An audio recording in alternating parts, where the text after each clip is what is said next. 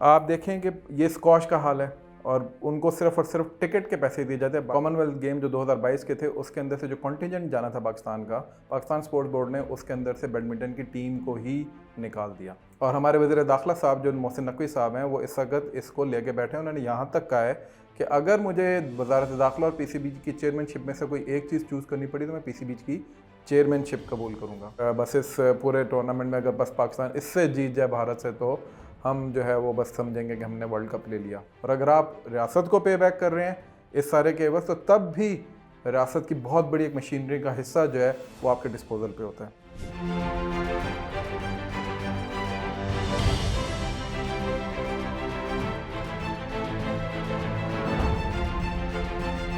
Pakistan cricket team इस वक्त world cup के अंदर अपने जौहर दिखाते हुए नज़र आ रही है।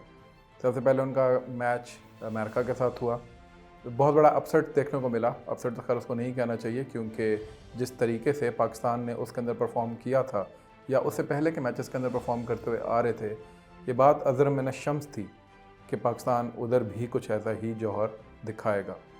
या मैं पाकिस्तान कहना मुनासिब नहीं, पाकिस्तानी क्रिकेट टीम वहाँ पे कुछ ऐसे ही जौहर दिखाएगी।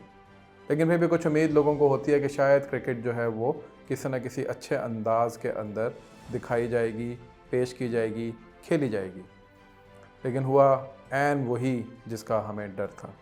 और सबसे पहला मैच एक ऐसी टीम जो कि पहली दफ़ा वर्ल्ड कप के अंदर अपीयर हुई, जिसके अंदर ज़्यादातर लोग पार्ट टाइमर्स थे, जिसके अंदर प्लेयर्स जो थे वो डिफरेंट एथनिसिटीज़ को मिला के एक ग्रुप बना के मैच खेल रहे थे, जैसे किसी ज़माने में आयरलैंड के साथ एक मैच में हुआ था। उनसे पाकिस्तान जो है वो हार गया। दूसरा मैच हुआ भारत के साथ। भारत के साथ भी वही उम्मीदें, वही सारे मामला। ट्विटर दोबारा से शुरू हो गया, सोशल मीडिया दोबारा से शुरू हो गया, लोग और आवाम दोबारा से राइल अप हो गया कि हाँ यार this is the match of the century और ये और वो। और बस इस पूरे टूर्नामेंट में अगर बस पाकिस्तान इससे जीत जाए भारत से तो हम जो है वो बस समझेंगे कि हमने वर्ल्ड कप ले लिया। ये मिजाज जो है इसने दोबारा से उम्मीदें बांध दी और फिर हुआ वही जिसका डर था। बावजूद बहुत अच्छी बॉलिंग के और फील्डिंग के आपकी बैटिंग लाइन कोलैप्स कर गई। उसके बाद फिर मोहसिन नकवी साहब के बयानात आए सर्जरी वाले। उसके बाद फिर ये बात हुई कि हाँ टीम के अंदर पॉलिटिक्स चल रही है। हाँ, उसके बाद ये बात है कि हाँ 2 ग्रुप्स बने हुए हैं और वो आपस में एक दूसरे के साथ भिड़े हुए हैं। लेकिन इस सब के बावजूद पाकिस्तानी क्रिकेट टीम जो है उसके जो मामलात हैं उसको कभी भी कोई प्रॉपरली ज़ेर बहस नहीं लाता। ऑन द पैरेलल आप देखें पाकिस्तान के अंदर ऐसे ऐसे एथलीट्स हैं इस वक्त जो कि अपने अपनी जगह के ऊपर, अपने अपने मकाम के ऊपर, अपने अपने खेल के अंदर मार्वल्स क्रिएट कर रहे हैं, मार्वल्स अचीव कर रहे हैं। अगर आप माउंटेनियरिंग की बात करें तो जहाँ हमारे जो हजरात हैं, लड़के हैं, वो किसी न किसी तरीके से आप सबको मालूम है कि वो कहाँ कहाँ पे किस किस तरीके से समिट्स कर चुके हैं। हमारी लड़कियाँ नाइला कियानी और सैमा बेग, इन दोनों ने जिस तरीके से माउंटेनियरिंग की और अपने अपने नाम जो है वो अचीवमेंट्स लगाई, वो हम सबको मालूम है। लेकिन उनके ऊपर इन्वेस्टमेंट, उनकी हाइप, उनको आइकॉन के तौर पे पेश करना, ये शायद हमारी रियासत और हमारे स्पोर्ट्स बोर्ड की प्रायोरिटीज़ के अंदर नहीं है। मैं अभी PCB के ऊपर नहीं आ रहा, मैं पाकिस्तान स्पोर्ट्स बोर्ड की बात कर रहा हूँ। और पाकिस्तान स्पोर्ट्स बोर्ड भी क्या करे, उसके अंदर जो नेपोटिज़म है, जो उसके अंदर करप्शन है, जो उसके अंदर मामलात हैं और जो उसको फ़ंड्स मिलते हैं खैर से, वो भी माशाल्लाह इतने हैं कि उससे वो सिर्फ़ और सिर्फ आपस में ही बंदर बांट कर सकते हैं। रियासत इतने ही पैसे देती है कि वो आपस में ही खेल लें, उसके ऊपर वो खेलों के ऊपर उसके ऊपर ख़र्च करने के रवादार नहीं होते, ना वो उसके बारे में सोचते हैं। इसी तरीके से आप हॉकी का हाल देखें। हॉकी जिसके ऊपर हम आज तक सबसे ज़्यादा वर्ल्ड चैम्पियंस के टाइटल लिए बैठे हैं। पाकिस्तान ने आखिरी दफ़ा जो हॉकी चैम्पियनशिप जीती वो आज भी मुझे याद है, जो वर्ल्ड कप जीता। और मंसूर खान जो कि सकत हमारे कैप्टन और गोल कीपर थे, जिस तरीके से उन्होंने वो गोल रोका, वो आज तक हमारी मेमोरीज़ के अंदर ताज़ा है। अभी दोबारा से हॉकी के जो हमारे लड़के हैं उन्होंने एक टूर्नामेंट थोड़े दिनों पहले वहाँ पे फाइनल्स तक पहुँचे और उसके अंदर उन्होंने अपने कामयाबी के जौहर दिखाए और झंडे गाड़े, रनर्स अप के तौर पर आए। और अभी FIH नेशंस कप के अंदर भी उन्होंने इसी तरीके से परफॉर्म किया। आप ये देखिए कि उन लोगों ने कहीं पर भी सेंट्रल कॉन्ट्रैक्ट्स की बात नहीं की, उनको शायद कहीं पे भी अच्छी ट्रेनिंग नहीं मिल रही, कहीं पे भी अच्छे तरीके से कोचिंग नहीं मिल रही, कोई आइकॉन्स नहीं हैं, लोगों को उनका नाम तक नहीं मालूम, लेकिन उसके बावजूद वो सेमीफाइनल्स तक पहुँचे और उसके बाद उन्होंने वहाँ से बाकायदा जो हमारा झंडा है उसको बुलंद किया, मुल्क का नाम रोशन किया। उससे पहले जुवेनाइल थ्रो के अंदर आपको याद है कि हमारे एक लड़के ने किस तरीके से कामयाबी के झंडे गाड़े थे। इसके अलावा शहजाद रिंद के नाम से एक शख्स है, एक लड़का है जो कि बलूचिस्तान से है, उसने किस तरीके से मिक्स मार्शल आर्ट्स के अंदर अपने इंडियन ओपोनेंट को यूएई के अंदर अभी चंद महीने 2 महीने पहले किस तरीके से शिकस्त दी। अभी एक इलियास हज़ारा के नाम से एक लड़का है, उसने ऑस्ट्रेलिया में बॉक्सिंग चैम्पियनशिप के अंदर इंडियन ओपोनेंट को दोबारा से नॉकआउट किया और गोल्ड मेडल जीत कर लेकर आया। लेकिन हमारी प्रायोरिटीज़ इस किस्म की हैं कि हमने कहीं पर भी इन लोगों को ना मीडिया पे तवज्जो दी, ना सोशल मीडिया के अंदर कहीं इनके ऊपर बात हुई, और ना ही हम लोगों ने इन पे बाकायदा इन्वेस्ट करने की कोशिश की। ये जो भी कर रहे हैं अपने लगन, अपनी पैशन और अपना उस खेल से मोहब्बत की बिना के ऊपर कर रहे हैं, और मार्वल्स जैसे मैंने कहा वो अचीव कर रहे हैं। इसी तरीके से स्क्वाश है, पाकिस्तान अनडिफिटेड चैम्पियनशिप था जहांगीर खान और जानशेर खान के एरा के अंदर। हम लोग अक्सर कहा करते थे कि हम लोग जानशेर खान और जहांगीर खान के एरा के अंदर जी रहे हैं, लेकिन उसके साथ हमने क्या किया, हालात यहाँ तक पहुँच गए कि अभी 2023 के अंदर हमज़ा खान नामी एक लड़का जो कि 17 साल का है और केपी से उसका ताल्लुक़ है, नवाकली से, उसने चैम्पियनशिप जो है वर्ल्ड जूनियर चैम्पियनशिप जो है वो उसने जीती, और उसने 37 साल बाद ये टाइटल पाकिस्तान को वापस ला के दिया। 37 साल बाद पाकिस्तान दोबारा से उसके ऊपर बहुत ज़्यादा फ़ख्र महसूस कर रहा था। और मज़े की बात यह है कि उसके वालिद साहब ने ये सारी की सारी जो फंडिंग है ख़ुद अपनी पॉकेट से की। पाकिस्तान की स्क्वाश फेडरेशन ने सिर्फ़ और सिर्फ ऑस्ट्रेलिया का टिकट उसको ख़रीद के दिया।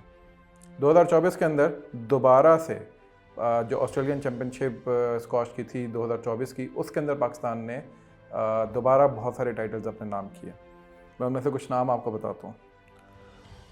हुज़ैफ़ा शाहिद अंडर 13 के अंदर इन्होंने गोल्ड मेडल लिया। याह्या खान अंडर 15 इन्होंने गोल्ड मेडल लिया। इब्राहिम ज़ेब अंडर 17 इन्होंने गोल्ड मेडल लिया। महानूर अली खातून बच्ची अपनी अंडर 13 उन्होंने गोल्ड मेडल लिया। और महविश अंडर 17 इन्होंने गोल्ड मेडल लिया। आप इससे देखें कि ब्रॉन्ज़ तक भी जो है वो हरमास जो कि अंडर 11 है उन्होंने, और फवाद अंडर 13 और आज़ान अंडर 15 वो भी ब्रॉन्ज़ जो है वो पाकिस्तान के हक़ के अंदर आए। आप देखें कि ये स्क्वाश का हाल है और उनको सिर्फ़ और सिर्फ टिकट के पैसे दिए जाते हैं, बाकी वो सारा कुछ बेचारे बच्चे या उनके फैमिली वाले या उनके जो कोचेज़ जो कि उनको सिखा रहे होते हैं किसी न किसी क्लब के अंदर, वो अपने बलबूते के ऊपर इनको सिखा रहे हैं। ये हाल हमने कर दिया उस गेम का जिसके अंदर हम अनडिफिटेड चैम्पियन थे, जिसके एथलीट एक जो हैं जहांगीर खान साहब, अल्लाह ताला उनको लंबी ज़िंदगी दे, आज भी हयात हैं, वो अभी भी सबसे longest streak, one of the longest streak रखते हैं दुनिया के अंदर अनडिफीट होने की किसी भी गेम के अंदर, और उसका हाल हमने ये किया। बैडमिंटन देखें उसका हमने हाल क्या किया। बैडमिंटन के अंदर ये हुआ कि कॉमनवेल्थ गेम जो 2022 के थे उसके अंदर से जो कॉन्टिजेंट जाना था पाकिस्तान का, पाकिस्तान स्पोर्ट्स बोर्ड ने उसके अंदर से बैडमिंटन की टीम को ही निकाल दिया। उसमें से जो बच्चे थे महानूर शहजाद, गजाला सिद्दीकी, मुराद अली और इरफान सईद, ये सारे बेचारे बच्चे कॉमनवेल्थ गेम्स के अंदर नहीं जा सके। लेकिन 2023 के अंदर 2 बच्चियाँ, एक फ़ायदा नासिर और एक नाहीन खान, इन्होंने जो है वो badminton women's double unified event जो था 16वां, जो कि ओलंपिक्स का एक स्पेशल इवेंट है, वो उन्होंने जीता और अपने नाम किया। ये है वो कहानी जो कि बाकी स्पोर्ट्स के साथ हो रही है। और अब मैं आपको बताता हूँ, और इनके अंदर ना कोई इन्वेस्टमेंट है, ना इनके अंदर जो है कोई आपको नज़र आता है कि इनके कोई कोचेज़ हैं, ना इनको इंटरनेशनल स्टैंडर्ड्स दिए जाते हैं, ना इनको कोई बाकायदा इंटरनेशनल एक्सपोजर मिलता है।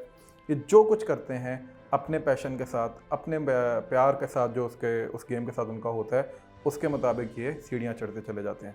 लेकिन होता क्या है, जब ये कोई टाइटल अपने नाम करके आते हैं तो बजाय इसके कि रियासत इनको उठाए, बजाय इसके कि रियासत इनके ऊपर इन्वेस्ट करे, बजाय कि इसके कि रियासत जो है वो इनको आइकॉन के तौर पे पेश करे। मुझे याद है कि जब भी जानशेर खान या जहांगीर खान जीत कर आते थे, या जब भी हॉकी के जो हमारे प्लेयर्स से वो जीत कर आते थे, या कोई भी कबड्डी के अंदर, तो बाकायदा पीटीवी के ऊपर प्रोग्राम्स होते थे उनके लिए, और उसके अंदर लोगों को बुलाया जाता था और उसके अंदर उनको आइकॉन के तौर पे पेश किया जाता था।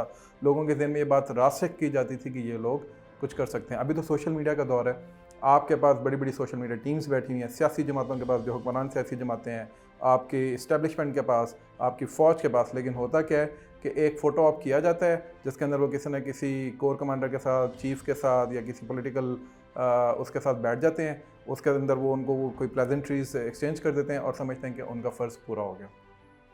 और हालात ये हैं कि आप उसके अंदर इन्वेस्ट इसलिए नहीं करते क्योंकि आपको किसी और गेम से कोई गर्ज ही नहीं है।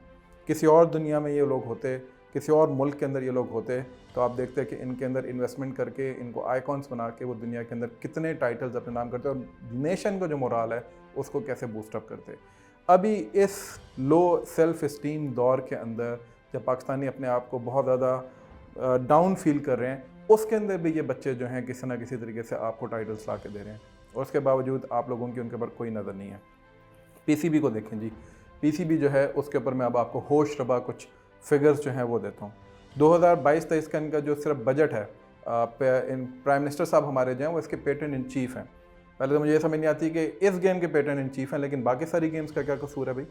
प्राइम मिनिस्टर साहब या प्रेसिडेंट साहब या कोई भी XYZ मिनिस्टर जो है वो किसी और गेम के अंदर इस तरह क्यों इन्वॉल्व नहीं होता? पीसीबी चेयरमैन की तकर्री जो है वो प्राइम मिनिस्टर के साइन से हो रही होती है और हमारे वज़ीर दाखिला साहब जो मोहसिन नकवी साहब हैं वो इस वक्त इसको लेके बैठे हैं। उन्होंने यहाँ तक कहा है कि अगर मुझे वज़ारत दाखिला और पीसीबी की चेयरमैनशिप में से कोई एक चीज़ चूज़ करनी पड़ी तो मैं पीसीबी की चेयरमैनशिप कबूल करूँगा या उसको चूज़ करूँगा। It's a telling. 15 billion rupees का इनका बजट है 2022-23 के अंदर जो उन्होंने रेस किया। पीसीबी को ज़्यादातर जो है वो कहते हैं कि सेल्फ सस्टेन है, ख़ुद पैसे कमाती है। भाई ख़ुद पैसे कमाती है, लेकिन लॉजिस्टिकल सपोर्ट तो रियासत ने दी हुई है ना आपको। बड़े बड़े स्टेडियम्स, बड़े बड़े ऑफिसेस, बड़े बड़ी लॉजिस्टिकल सपोर्ट, सिक्योरिटी। आप एक शहर के अंदर मैच खेलने आते हैं, कहीं पे PSL का मैच हो जाए जिस जगह के ऊपर या कोई इंटरनेशनल टीम आ जाए, उस शहर का नातका बंद हो जाता है। उस शहर के अंदर जो है लोगों की मूवमेंट जो है वो उनको परेशान हाल किए रखती है। आप कराची का हाल देख रहे हैं, मैं कराची में भी रहा था जब PSL स्टार्ट हुआ था, उन दिनों की बात है जिससे कहते कराची लॉकडाउन होता है और आज तक वही हाल है। आप इस्लामाबाद के अंदर आ जाए, मैं इस्लामाबाद के अंदर हूँ, आप रावलपिंडी के वो जो शमशाबाद का जो स्टेडियम है उसके अंदर मैच होता है, पूरा इस्लामाबाद बंद होता है क्योंकि उसमें सरीना में या मैरियट में बच्चे ठहरे होंगे वो खिलाड़ी जो हैं। आप PC या मैरियट या सरीना के अंदर घुस नहीं सकते जब टीम्स वहाँ पे मौजूद होती हैं। ये है क्रिकेट के अंदर रियासत की वो इन्वेस्टमेंट जो कि टैक्स पेयर के पैसे से जा रही होती है। आप बेशक अपने आप को सेल्फ सस्टेन रखते होंगे, लेकिन ये रियासत का पैसा जो आपके ऊपर लग रहा है, और अगर आप रियासत को पे बैक कर रहे हैं इस सारे के एवज, तो तब भी रियासत की बहुत बड़ी एक मशीनरी का हिस्सा जो है वो आपके डिस्पोजल पे होता है। क्या आपने कभी बाकी किसी गेम के अंदर ये देखा? अभी फुटबॉल मैचेस हो रहे हैं पाकिस्तान के अंदर, इस्लामाबाद में बहुत टीमें आई हुई हैं। मैं उस दिन गुजर रहा जिमनेजियम के सामने से, इस्लामाबाद जिमनेजियम के सामने से, मेरे साथ मेरी टीम के लोग भी थे और उन्होंने मुझे बताया जी कि इस जिमनेजियम के अंदर फुटबॉल मैचेस हो रहे हैं और कहीं पे कोई बैनर, कोई प्रोटोकॉल, कोई चीज़ हमें नज़र नहीं आ रही। क्यों नज़र नहीं आ रही? क्योंकि आप लोगों का उसके ऊपर कोई भी तवज्जो नहीं है, एहसास नहीं है कि आप लोगों को इसके अंदर भी, इन गेम्स के अंदर भी इन्वेस्टमेंट करनी है। अब आप देखें जी, पीसीबी जो है उसके जो प्लेयर्स हैं उनकी क्या माशाल्लाह वो है। कैटेगरी के जो प्लेयर हैं उनकी जो तनख्वाह है वो 45 लाख रुपए है। ये वो तनख्वाह है जो कि अभी मैंने सुना है कि कोई सिग्निफिकेंट रेज़ हुआ है इनकी सैलरीज़ के अंदर। ये पर मंथ 45 लाख रुपया तनख्वाह है। जो B कैटेगरी के जो प्लेयर्स हैं उनकी 30 लाख रुपए पर मंथ तनख्वाह है। जो C कैटेगरी के प्लेयर्स हैं उनकी 7.5 से 15 लाख के दरमियान तनख्वाह। और ये वो है जो कि इनको शायद PSL और बाकी जो चीज़ें हैं उसके अलावा जो तनख्वाह मिल रही होती है पीसीबी से, ये वो है। मैच फ़ीस इसके अलावा है। मैच फ़ीस जो है वो तकरीबन 8,38,000 पर टेस्ट मैच है इनका, जो कि हर प्लेयर को मिलती है। 5,15,000 पर ODI है जो कि इनको मैच फ़ीस मिलती है, और 3,72,000 इनकी पर T20 मैच की मैच फ़ीस है जो कि पर प्लेयर मिलती है। उसके बाद इनको जो है वो पर्सनल डोमेन के अंदर, मैं सिर्फ बाबर आजम साहब का आपको बताता हूँ कि वो किसी ऐड को करने के $1.5 लाख US डॉलर जो हैं वो चार्ज करते हैं। $2,000 वो चार्ज करते हैं अगर उन्होंने अपने इंस्टाग्राम के ऊपर कोई स्टोरी डालनी हो, और उसके अलावा $5,000 वो लगाते हैं अगर उन्होंने कोई इमेज पोस्ट करना हो अपने किसी भी सोशल मीडिया अकाउंट के ऊपर, और $10,000 वो पोस्ट लेते हैं अगर उन्होंने किसी भी सोशल मीडिया अकाउंट के ऊपर कोई किसी की वीडियो पोस्ट करनी हो। ये वो है जो कि उनको पर्सनली वो चार्ज कर सकते हैं। TVC एड्स जो हैं वो उसके अलावा हैं जिसके अंदर वो अपीयर होते हैं इस तरह के प्लेयर्स। और बैंक से जो इनके कॉन्ट्रैक्ट्स होते हैं, जिन बैंक्स और क्लब्स के थ्रू ये खेल खेल के आगे पहुँचे थे, वो अलग चल रहा होता है। वो थोड़ा मीगर अमाउंट ही होती है लेकिन बहरहाल वो भी होती है। ये है पीसीबी का इस वक्त मामला। ये है वो इन्वेस्टमेंट जो कि आप अपने प्लेयर्स के अंदर कर रहे हैं। और ये इन्वेस्टमेंट क्यों हो रही है, इसमें पीसीबी का शायद इतना कसूर नहीं है, रियासत का ज़्यादा कसूर है कि रियासत की मशीनरी ने, रियासत के अकाबरीन ने, रियासत की पॉलिटिकल एलीट ने, रियासत की मिलिट्री एलीट ने, इन सब ने मिलकर क्रिकेट को इतना बड़ा गेम बना दिया है जैसे इसके बगैर कौम की गेम्स की सांस ही नहीं चलेगी। ऑस्ट्रेलिया के अंदर जो तीसरा या चौथा नंबर का एथलीट होता है, और आपको पता है कि ऑस्ट्रेलियन क्रिकेट टीम की फिटनेस किस मुकाम के ऊपर है, ऑस्ट्रेलिया के अंदर जो तीसरे या चौथे या पाँचवें नंबर पे जो एथलीट होता है वो क्रिकेट के अंदर आता है। उससे पहले की 3-4 गेम्स और हैं जिसमें रग्बी है और बहुत सारी हैंडबॉल्स हैं, उसके अंदर उनके टॉप नॉच प्लेयर्स आते हैं। दुनिया के अंदर एक्सट्रीम गेम्स के ऊपर इन्वेस्टमेंट हो रही है, दुनिया के अंदर बास्केटबॉल के ऊपर इन्वेस्टमेंट होती है, दुनिया में फुटबॉल पे, बैडमिंटन पे, स्क्वॉश पे, टेबल टेनिस पे इन्वेस्टमेंट्स होती हैं। और हमारे यहाँ सिर्फ़ और सिर्फ कॉर्पोरेट सेक्टर को दीवाना बना के कि आई बॉल्स आपको क्रिकेट मैच के थ्रू मिलेंगी, सारी इन्वेस्टमेंट का रुख क्रिकेट की तरफ किया हुआ है। मेरी सजेशन इसके अंदर ये होगी कि काबरीन को ये चाहिए कि क्रिकेट को उसके लेवल पे वापस लेकर आएँ, बाकी गेम्स को पैरेलल जो है वो हाईलाइट करना शुरू करें, ताकि कॉर्पोरेट सेक्टर का जो माफिया है, जो कॉर्पोरेट सेक्टर का सेठ है, वो एटलीस्ट बाकी गेम्स के अंदर भी इन्वेस्टमेंट करना शुरू करें।